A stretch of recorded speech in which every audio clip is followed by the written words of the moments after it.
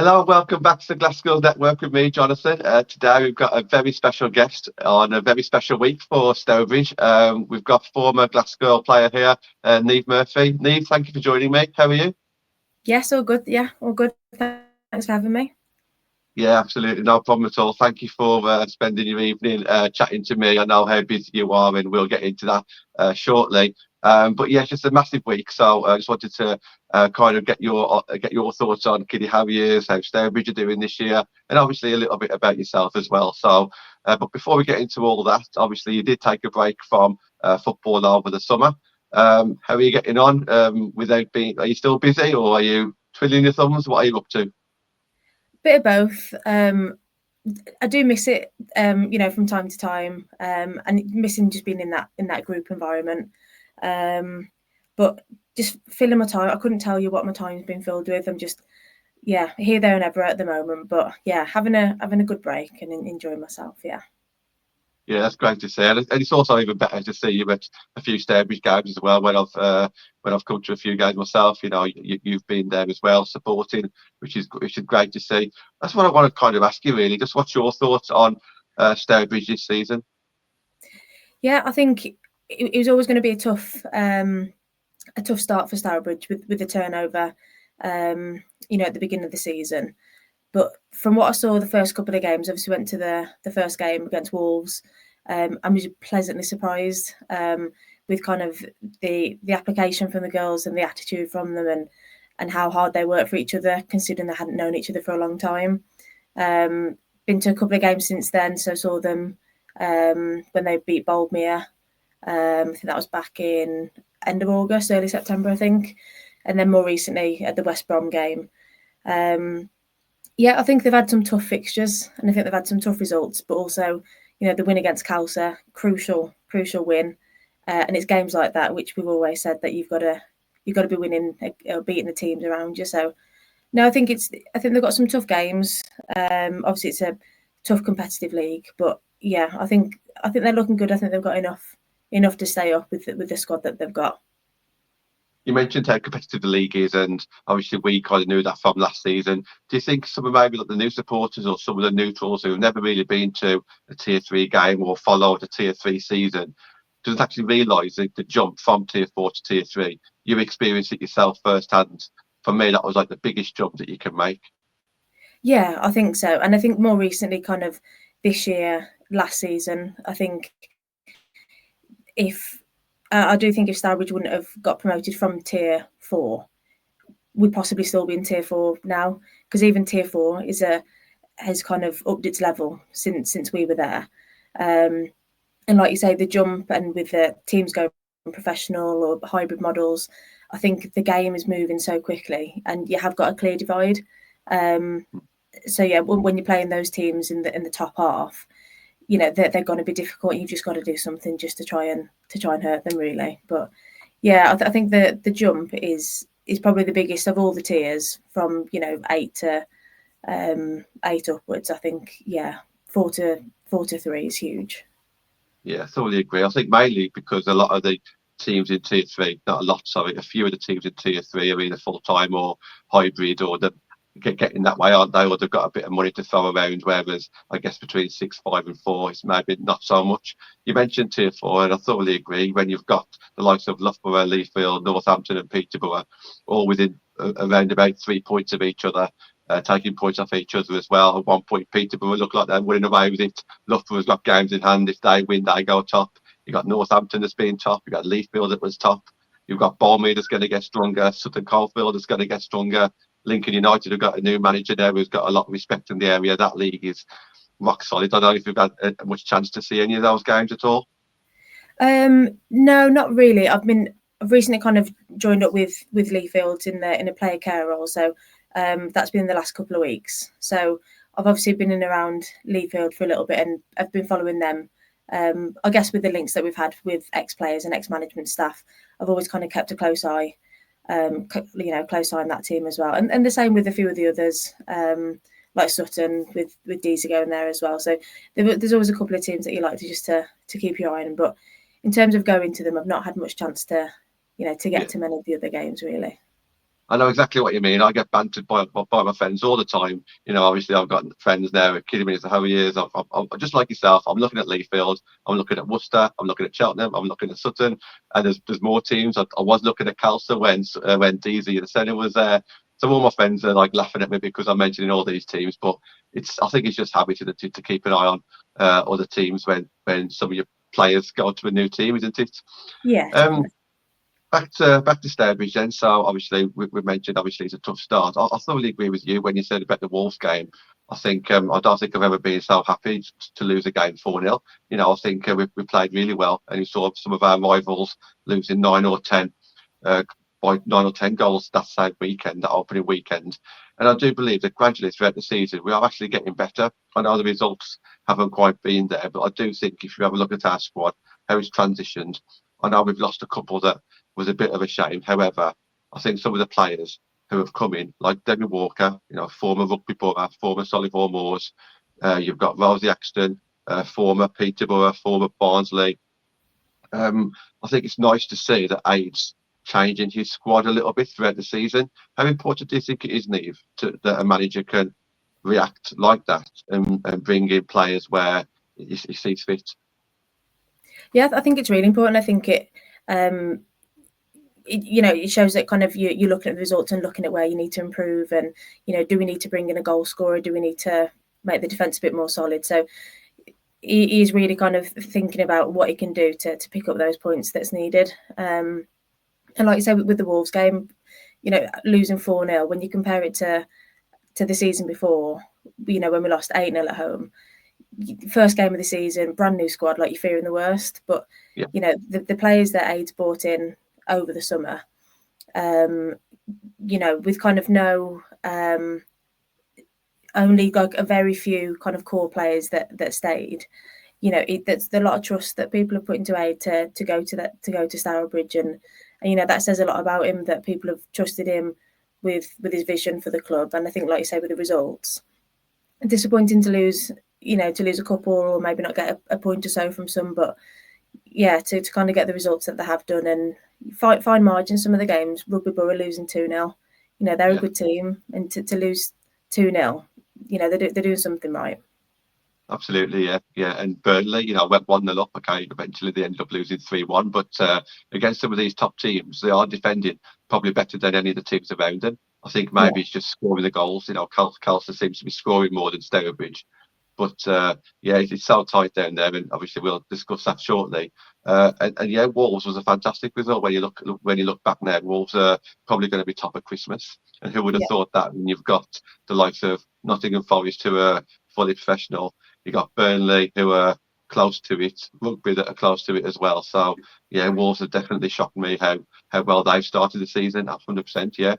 We went to the Balmere game. Balmere was a game that I thought was what a lot of the fans was hoping to see throughout the season. Obviously, I think there might have been a bit of naivety there because it's not that easy to play the way that we played against Balmere against the rest of Tier 3. But I think that was such a great game, and we pretty much dominated that game. Daisy Clemens scored a fantastic goal there to seal the deal. But I think going into Calcer game as well, we have seen what Stourbridge are going towards, the kind of style of play that they're trying to do. Can you see that as a player? Can you kind of see what the team on the field is trying to do when they're attacking and defending?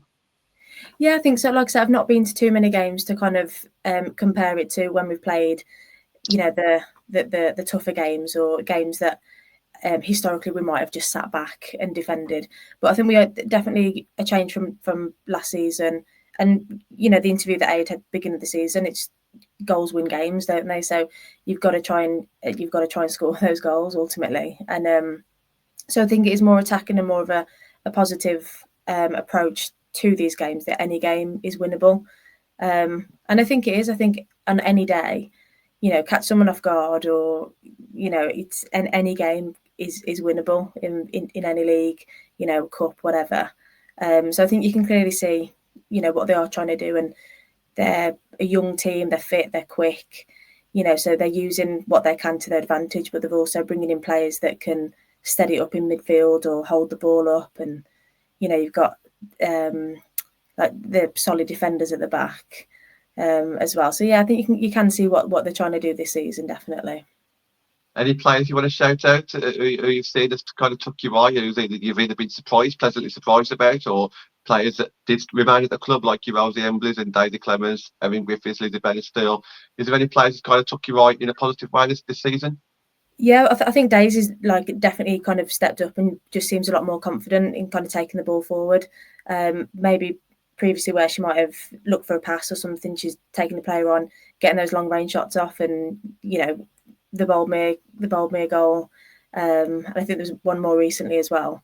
It just proves like you've got to take take those chances. Rosie, you know what you're going to get with Rosie, kind of week in, week out. I think she was players' player last year and deservedly so. So I think you know what Rosie's going to bring to the table. But in terms of new players, central defender, name skips me now, but really, Tilly. Sorry, Tilly, if you're watching. Tilly, really, really good player. Kind of a player that I'd like to have played alongside as a defender. Just a solid, like in the tackle, dominant. Can pass the ball. I think she's really kind of stood out this season. People are going to hate me for saying this, but I am who I am. I do often think to myself, if I could take a couple of these players from this season, add them to the squad last season, or vice versa, who would I bring back from the old guard into this new squad? And I do look at them combinations, and obviously Tilly Phantom's name gets mentioned pretty much in every show that we end up doing some way or another. But I do always think to myself, where would Tilly fit into last year's, or maybe where would you and Sophie Hazelgrave fit into this year's squad? So it's nice to look back on these kind of things, and that almost leads me into the FA Cup game that's coming up. But just before we get into the Kidderminster game, just like the battle at the bottom, Kelsey. I actually think Kelsey's been not underestimated or anything like that, but I actually think that they've done pretty good, and it's hard to say that when they've been in the relegation the whole season, but I think they never played any easier games up until about a month ago. So they played all the tough games at the start. They finished bottom, towards the bottom of the league. They're a newly promoted side, and so they're there on merit, and it's obviously very hard for them to get tier 3 quality players in. And they're still scoring against some of these big teams. They just couldn't quite get the results. Thankfully, from Stourbridge's point of view, when they both met, Stourbridge came out on top. But just a word on the relegation battle. Obviously, you've got Halifax at the bottom. You've got Hull that's doing quite well. And then you've got kind of Stourbridge and Kelsey in the middle. Where do you kind of see the relegation battle going in the second half of the season? It's a tough call, isn't it? I think I'm always going to back Stourbridge. I do think they've got enough to stay up. But like you say, I think Kelsey have been unlucky not to get results. They've always been dominant with set pieces, corners. That's always been a strong point of theirs. And they are getting the goals, like you say, against some of the bigger teams. I do think they've maybe just been a bit unfortunate with their results. And the same, for Halifax.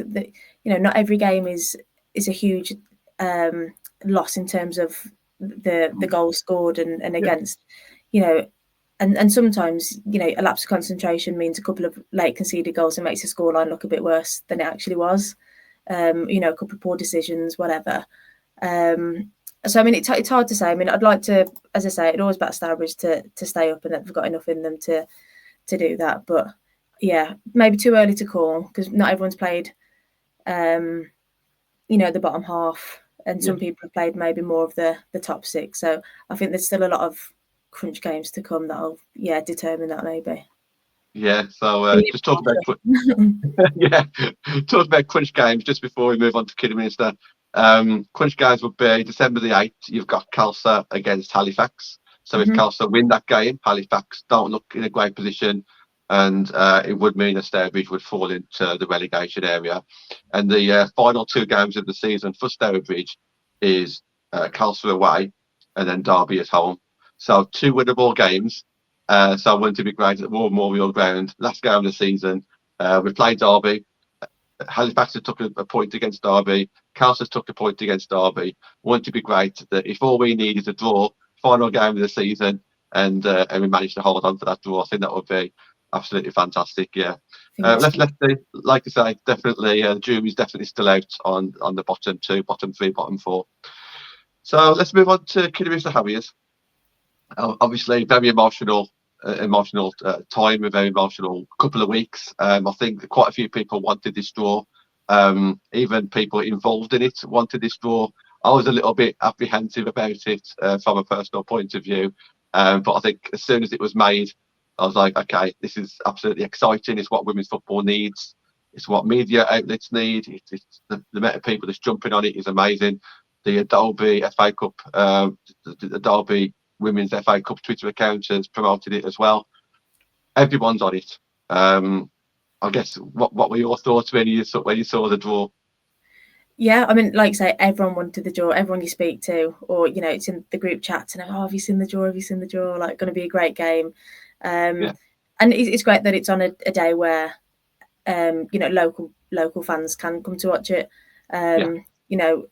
People train in the week. They've got their own games on Sunday, so to put it on a Wednesday, it's a great move from Kidderminster and Stourbridge. I presume they've worked together to try and make sure players available and whatnot. So, but yeah, to propose that date just to make sure that kind of everyone in the Midlands that can travel to it will get there is great. I think it's a great draw. I think it'd be an exciting game. I've just been speaking to Lammy on Switch Sport, and she said 400 tickets have now been sold, and there's still like a day or two to go, isn't there? So absolutely amazing. It shows what we can do as a women's football community if we do promote a story. Yes, this has got probably a bigger story than most, but there's plenty of fixtures out there that's got a backstory. It's just that no one ever talks about it, no one ever promotes it, and no one ever takes a chance on it. And when I say take a chance, I mean having this game at Agborough. It would have been quite embarrassing if nobody had turned up for it. And, obviously, Kidderminster would then be out of pocket to have a big stadium like that. However, it shows what can be done. When you can get 400 people down to watch Kiddy versus Stourbridge, it's phenomenal, isn't it? Yeah, I think it's just a credit to kind of the people. I just think it's credit to the people that have backed it, like yourself and this channel and Switch Sport, Kidderminster, Stourbridge. Everyone's kind of jumped on it, haven't they? And everyone's kind of been noisy on social media to try and promote it for not just their fans, but for everyone. It's kind of been made a fixture where, like we said, it's accessible for everyone to come to. So, and at Leafield, there's a few of the girls coming down, and I wouldn't be surprised to see loads of other local clubs there just to watch the occasion. Yeah. Yeah, absolutely, it's perfect. Yeah, will you be there yourself, Niamh? Yeah, be there watching. Anybody that you'll be like looking out for, like any old players that you want to bump into again? Look, yeah, I mean, in terms of like the girls that are playing, it's there's girls on both teams, isn't there? That kind of that are mates. So yeah, but yeah, in the crowd, I'm sure there'll be other girls. I'm sure Jess would come from Worcester and some of the other girls like Ez and whoever. So I'm sure there'll be a couple of old faces that we'll see. Yeah. 100%, yeah, absolutely, yeah. No, it's phenomenal, and I think this is the one time where I've always been a massive advocate of away ends and like separating the fans to get a bit of an atmosphere going. I think this is one where no one really wants to separate. They want to mingle because they want to bump into old faces that they've been friends with for years. I know that there's going to be parents of Kidderminster players who are going to be bumping into parents of Stourbridge players, etc., and fans of Stourbridge, and they'll all want to catch up. And I'm lucky because I can still see quite a few of them, so I'll go to Kidderminster games and I'll see Elma Govern's dad and I'll see Lil Beth's dad, and it's nice to be able to chat to them. And then obviously it's nice to go back to Stourbridge and see Meg Hadley's dad and some of the new players' dads as well. So it's going to be a great occasion. Everyone's going to be mingling in together. I hope that's certainly the way it seems. Even the mascots, I believe, mingling between each other as well. So yeah, fantastic to see. Yeah, the winner of this game goes on to face Blackburn. So that's been announced today. Blackburn, the championship side. So whoever wins will be at home against the championship side. Niamh was part of Stourbridge when Stourbridge played Sheffield United I guess this is an opportunity now for Stourbridge or Kidderminster to make their own memories and against a Tier 2 side. Yeah, it's huge as well. I think when Sheffield came to the War Memorial, it was amazing. You're like, Sheffield are coming to the War Memorial, and it's, like when Newcastle came there as well. I know they were Tier 3 at the time, but it's, a big club, a big name club. Yeah, it's huge, like to get to play against opposition and players that are playing at that level. You might not get that chance again, whether you're playing in Tier 3, and not wanting to go into the Championship, or not being just not being able to play in the Championship, or similarly Tier 5. You might not ever get the opportunity to play against this calibre of player. So whoever wins and gets to face Blackburn, it'd be a great occasion. Yeah, I won't ask for you for a prediction. I don't think that's quite fair. However, what do you kind of see happening in the game? Have you kind of got any visions of what we might see on the pitch? I think it'll be a feisty game. I think there's, between both teams, like in their latest results, there's been kind of closely contested games. There's not. I know Kidderminster beat Port Vale 4-2, and last couple of games before then, 1 or 2 goal margin. The same with Stourbridge. There's not been. They've all been quite close games. So I'd like to see like a few more goals, and I think you'll get. It means a lot to both sets of players. Regardless of who's played for who before. At the end of the day, it's an FA Cup game. There's the prize money at stake, the pride.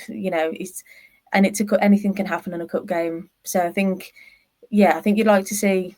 I mean, personally, I'd want to see big tackles going in, some good goals, and just a friendly atmosphere, So yeah, I think it'll be an exciting game. I think you're absolutely right. I think that's exactly what it's going to be on the pitch. I think off the pitch, there's going to be a lot of camaraderie. Hopefully, a lot of people shaking hands and saying hello to people that they haven't seen for a while. I really hope that Andy Fisher enjoys the occasion. I'm sure he's coming to win the game, as are the Kidderminster players. But for me, who's kind of very much a Stourbridge fan, and everyone knows that for the last 3 years, I have got a lot of friends at Kidderminster. So, I want to see a great spectacle, and I want to see everyone. I want to see a lot of happy faces in the crowd as well, and I want to see a lot of a joyful atmosphere. And I think with those tickets sold, I think we will see that. I think there will be a good atmosphere, and I just hope that everyone kind of gets what they want out of the game.